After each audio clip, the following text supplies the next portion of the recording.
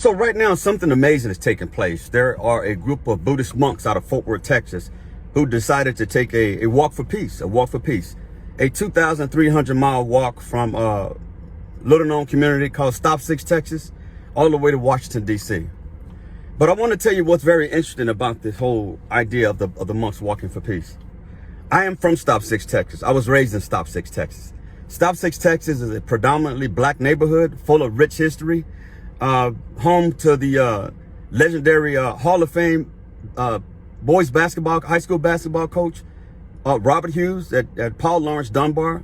If y'all don't know, Robert Hughes, Coach Hughes is the winningest boys basketball coach in the United States.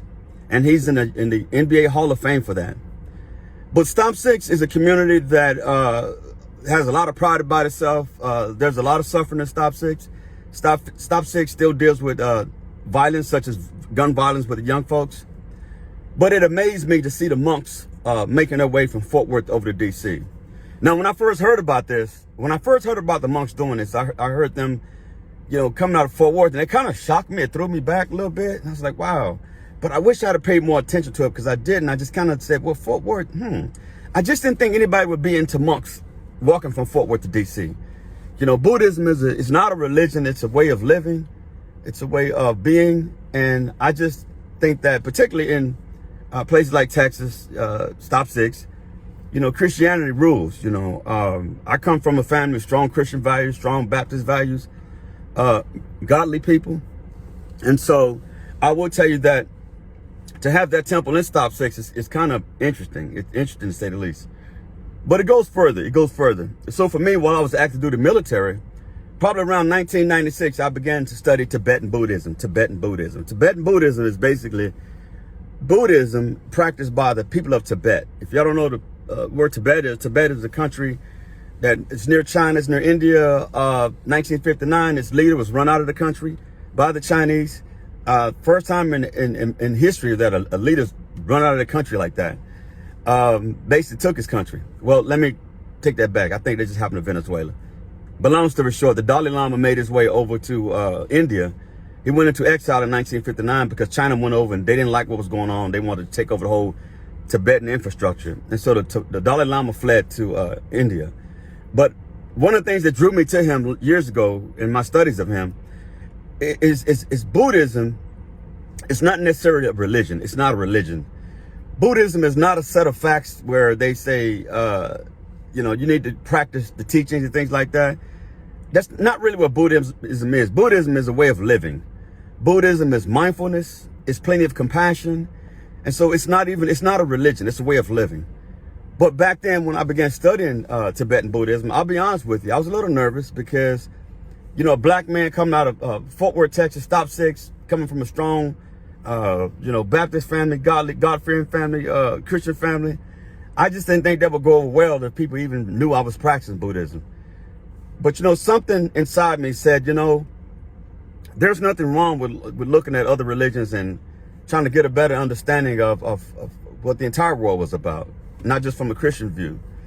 So I went on that journey and I studied Tibetan Buddhism for about 8 years, deeply. I mean, I read books, videos, read articles. I mean, I was really deeply entrenched in the Tibetan Buddhism and Buddhism in general. And I was just so drawn by that religion because I believe me as a person innately, at my core, I'm a compassionate man. And Buddhism, it lets you know that it's okay to be compassionate. And it actually promotes compassion. And it also lets you know where that compassion comes from and how you can make the world a better place by promoting compassion. But I was struck by the Buddhist monks coming out of Fort Worth, Texas, because it seemed like it came full circle for me. I'm a black kid that came out of Fort Worth, graduated out of high school there, lived there. And lo and behold, you got Buddhist monks coming out of my community on the world stage, traveling for 2,300 miles to Washington, D.C. In the last count, I think they were in North Carolina here recently. And, we had the ice storm and everything, but that didn't stop them. They trekked right through the ice storm. But it wasn't about just walking for peace. It was also, anytime they stopped, they would educate those willing to listen what Buddhism was all about, what peace is all about, what the world needs. And that's how really it got started, because the Buddhist monks felt that they need to make a statement, because right now the United States is just not a great place right now. There's a lot of division, a lot of people that are losing hope, not just the U.S., around the world, but particularly the U.S. And the Buddhist monks thought they'd make a statement by going on this walk to hopefully garner attention from the public. And it's garnered a lot of attention. Folks pulling over to the side, folks are traveling to see these folks. And I feel bad because they started right out of my neighborhood, Fort Worth, Texas, and I wasn't there. But, you know, everything is, they say some things ain't meant to be, and maybe that was not meant to be. But I will tell you, when I go back to Fort Worth, I will visit that temple, do some videos from it and film it. But, and I look forward to welcoming the Buddhist monks back. I'm sure they'll have some sort of celebration for them or some sort of welcome back. And I will definitely try to be there. But I thought I'd just speak on that because Buddhism, a black man coming out of Stop 6 Fort Worth, Texas, and Buddhism, they just don't typically jive. But for me, you know, I was drawn to it again by compassion. I was drawn to it by the fact that there's not a lot of division in Buddhism. Buddhism is straightforward. It's not saying follow this doctrine, follow that doctrine. It's not saying, you know, interpret this way, interpret it that way. It's saying live life like this, according to you.